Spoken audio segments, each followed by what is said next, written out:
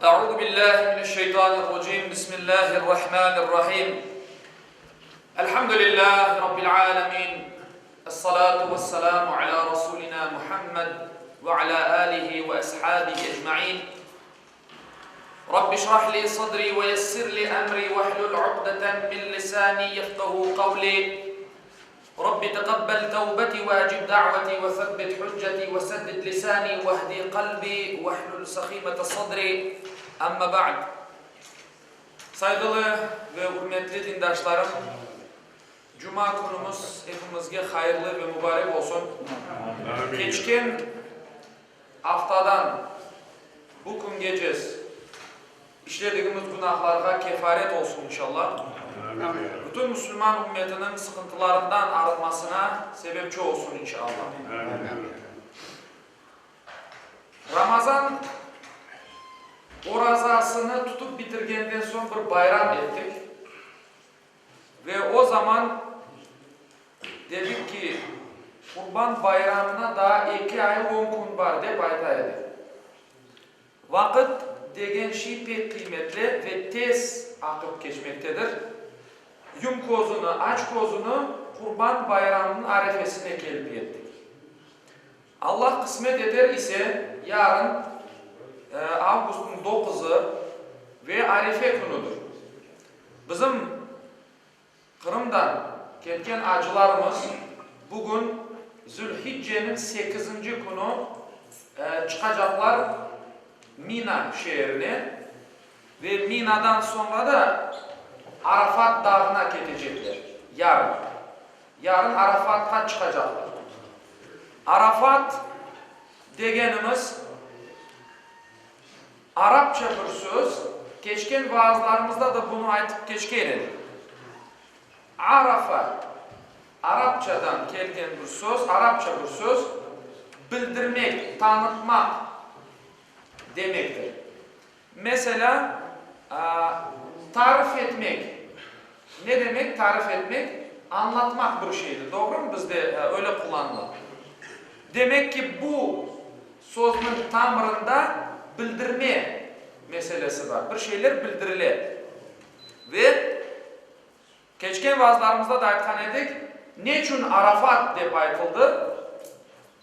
Çünkü Adem Aleyhisselam Ava anamızdan Arafat'ta dünya kozunun birbirini korgenler, onda koruşkendirler. Onda birbirlerini tanıgandırlar. Bu dünya olarak, dünyada. Elbette onun için alimler ona Arefe deyip aytkanlar, yani tapışma, koruşma, bilişme günüdür deyip. Arefe günü bizge bir şeylerini öğretir, bizge bir şeyini haber verir. Yani yarın bayram, bizde işte Türkiye halklarda, Türkiye milletlerde Arefe günü, bayramın arifesi deyip aytılar. Aslında Arefe tek Kurban bayramından evvelki günge Arefe deyip aytılır. Çünkü Arafat'ta acılarımız durup dua edecekler. Bu acılıkның bir ruknudur, farzıdır.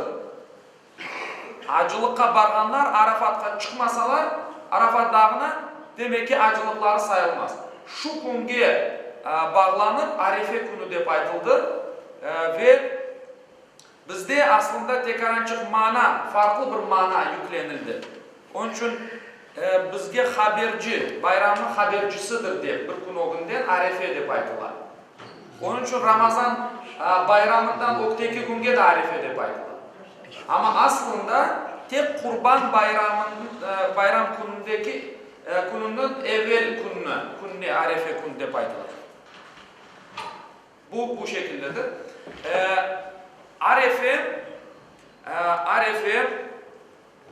bu fazileti büyük olan bir gündür. Dedik ya Peygamber Efendimiz sallallahu aleyhi ve sellem buyuran El-Haccu Arafa. Acılık Arafat'tır. Yani bu günde Peygamber Efendimiz oraza tutmamızı tavsiye eder. Oraza tutmamızı tavsiye eder. Ve di ki Arefe günü oraza tutmak geçken bir yılın ve gelecek yılın günahlarına kefaret olur diye Peygamberimiz. Fazileti o kadar büyük olan bir orazadır. Arefe gününde, yani Kurban Bayramı'nın arefesinde. Doğru deyip anlayıp. İnşallah hepimiz yarın orazalı vaktimizni geçirir isek Allah-u Teala inşallah bütün günahlarımızı bir yıl devamında ve bundan sonraki bir yıl devamında işleyeceğimiz günahlarına inşallah affı eder, bağışlar. Elbette Arefe Zülhicce'nin 9. günüdür deyip ayttık.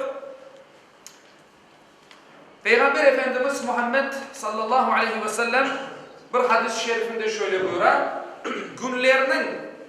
Günlerinin en faziletlisi, en kıymetlisi yıl devamında bu Arefe günüdür deyip buyurar Peygamberimiz. Fazileti cihetinden Cuma gününe oşar diye Peygamber. O gün Cuma günü dışında yapılgan 70 acılıktan faziletlidir. Yani fazileti büyük olan şu gün Müslümanlar tarafından güzel bir şekilde, doğru bir şekilde ihya edilmelidir.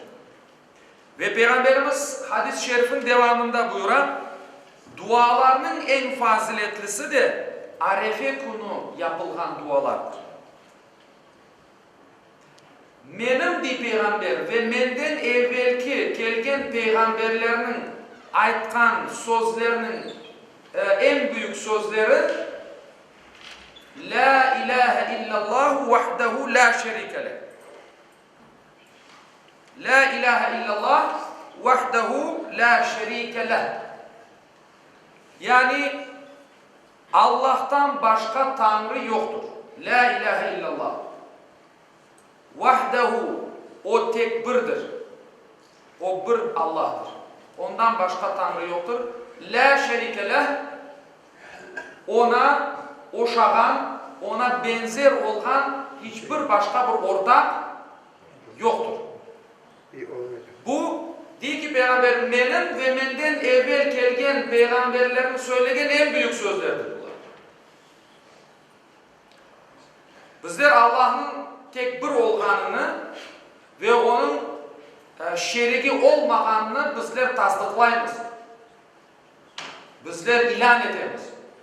Bu bizim imanımızını gösterir ve Allah'a olan sadakatimizni gösterir.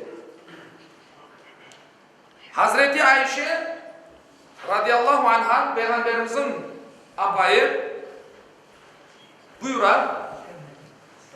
Allah değil, hiçbir günde Arefe günündeki kadar bir insanı cehennem ateşinden o kadar azat etmegendir.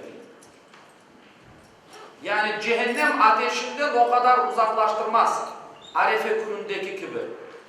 Yani Arefe gününde Allah-u Teala o sevgen kullarını, mümin kullarını cehennem ateşinden azat eder, uzaklaştırır. Bunu degen Hazreti Ayşe anamız, Peygamberimizden doğrudan eşitken bir insan olarak bunu bizge anlatmaktadır. Allah değil mutlaka rahmetinle, o merhametinle yaklaşır ve o insanlarla meleklerine karşı iftihar eder. Yani maktanır, gururlanır. Ve der ki Allah-u Teala, bu kullarım ne ister? Bu kullarım ne ister? Yani istegenini vereyim. Yani Peygamberimizin başka hadislerinde de ayetulhanı gibi şu günde yapılgan dualar kabul olur ve yapılgan tövbeler kabul olur. Onun için bizim acılarımız yarın Allah kısmet etse dualarını edecekler. Allah-u Teala o hacılarımızın dualarını, tevbelerini kabul eylesin mutlaka bizim halkımız için, bizim vatanımız, milletimiz için, cümle Müslümanlar için, cümle Müslüman alemi için dua edecektirler. Allah-u Teala şu mübarek günlerde, şu pek kıymetli olan günlerde dualarını kabul ve makbul eylesin inşallah. Hazreti Ömer radıyallahu anh, bir kere bir Yahudinin bir diyalogu geçer. Yani bir laf etken sıralarında Yahudi bir adam diyor ki, ey Ömer, sizin Kur'an-ı Kerim'de okuganınız bir ayet eğer bizge engen olsaydı biz şu günü bayram ederdik.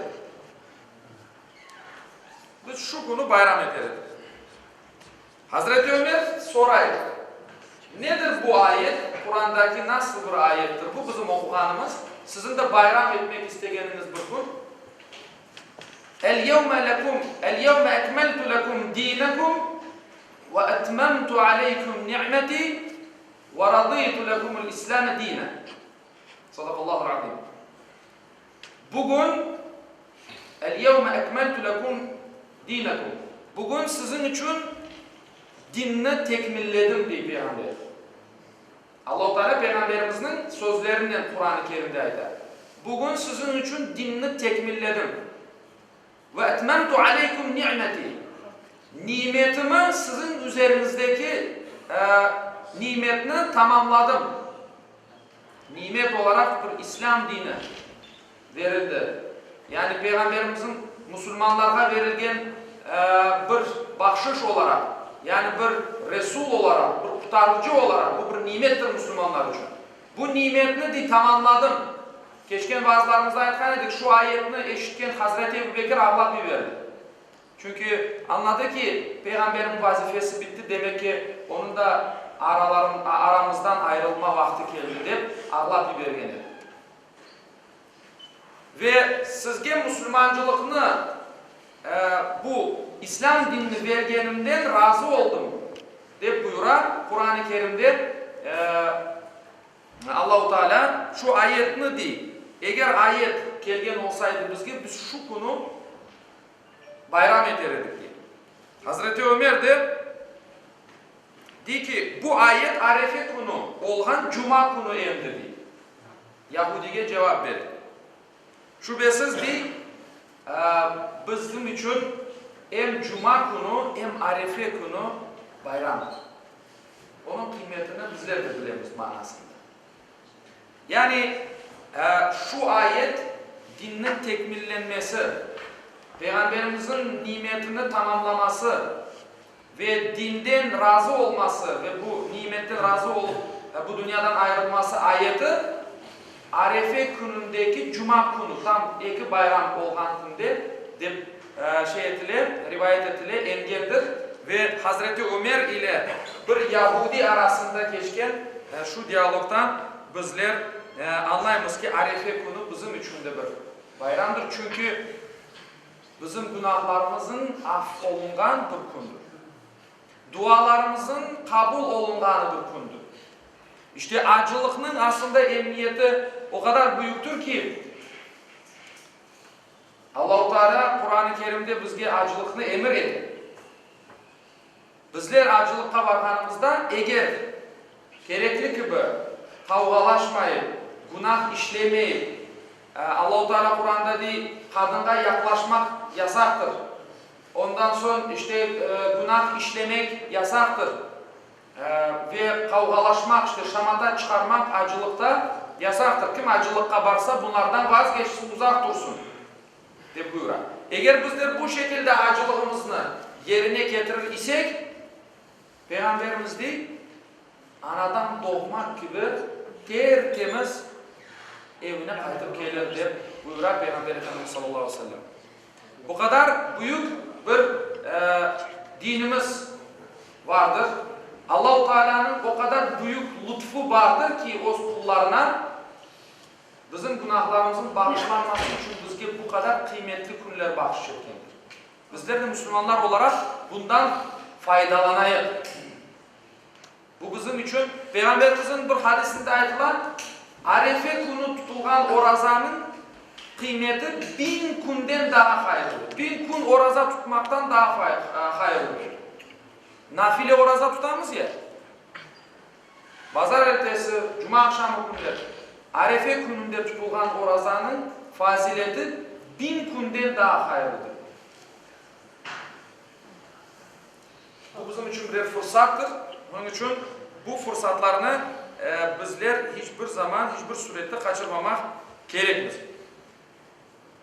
Peygamberimizin hadis-i şerifinde geçken, yani sahabilerinin anlattığına göre Arefe günü di sahabe Cabir bin Abdullah bunu rivayet eder.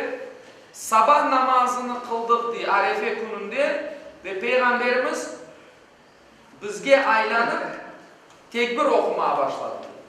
Allahu Ekber, Allahu Ekber, La ilahe illallah ve Allahu Ekber, Allahu Ekber ve lillahil hamd. Teşrik tekbiri deyimiz. Şu tekbirlerini okumaya başladı di ve Kurban Bayramı'nın 4. gününün ikindi namazına kadar bunu okugandır di sahabi. Onun için yarın Arefe gününde sabah namazından başlar bizim mezhep imamımızın da içtihadına göre, Hanefi mezhebinin içtihadına göre şu teşrik tekbirinin sayısı 23 saattir. 23. Yani sabah namazından yarın başlayacağımız ve Kurban Bayramı'nın 4. gününün ikindi namazına kadar farz namazdan sonra okuyacağımız şu teşrik tekbirlerini. Bunu unutmayın. Çünkü unutular. Yılda bir kere olduğu için unutular. Yarın sabah namazından sonra elde başlaymış şu teşrik tekbirlerini okumaya. Peygamberimizin yaptığı şeydir. Ve teşrik tekbirde Allahu Ekber, Allahu Ekber. Yani Allah en yücedir, en büyüktür. La ilahe illallah ve Allahu Ekber. Allah'tan başka Tanrı yoktur. Allah büyüktür. Allahu Ekber ve lillahil hamd. Allah büyüktür, en büyüktür ve ona hamd ve ona şükürler olsun diye bizler Allah'ın maktayız. İşte kurban bayramı, kurban ibadeti bizlerge Allah'a yaklaşmak için bir fırsattır. Onun adı üstünde kurban. Karube yani Allah'a yaklaşmak, Allah'a daha yakın olmak demektir. Karibun Arapça yakın demek. Kurban da o sözden alıngan ve tamırı bir olan sözlerdir. İşte Allah'a elimizden gelgene kadar daha yakın olmaya hareket edeyik. Allah-u Teala bizim etken ve edecek ibadetlerimizni kabul ve makbul eylesin. Amin. Şu saatke kadar bugün gecesi işlegenimiz günahlarımızı ve işleyeceğimiz günahlarımızı afu ve mağfiret eylesin inşallah. Amin. Acılarımızın ibadetlerini, acılıklarını kabul etsin. Amin. Onların o yerde edecek dualarını dergah hizmetinde kabul eylesin. Allah-u Teala acılık ibadetini böyle istekle beklep oturgan kullarına yakın vakitte acılıkka barmağa kısmet eylesin inşallah. O manevi avanı teneffüs etmeye istegenlerge kısmet eylesin inşallah. Allah-u Teala cümlemizle şu mübarek günler sayesinde birbirine yakınlaştırsın. Çünkü Müslümanlar kardeştir. Birbirlerini sevmeyeceğiz. Cennete kirip olamazlar deyimiz her zaman. Peygamberimizin hadis-i şerifini hatırlayınız. İşte birbirimizge yakınlaştırsın ve bununla da beraber elbette ki Allah'a biz zaten yakınlaşmış oluruz. Allah-u Teala birlik beraberlikten ayırmasın ve bütün dualarımızı, ibadetlerimizi kabul etsin inşallah. Ve ahiru da'vana elhamdülillahi rabbil alemin.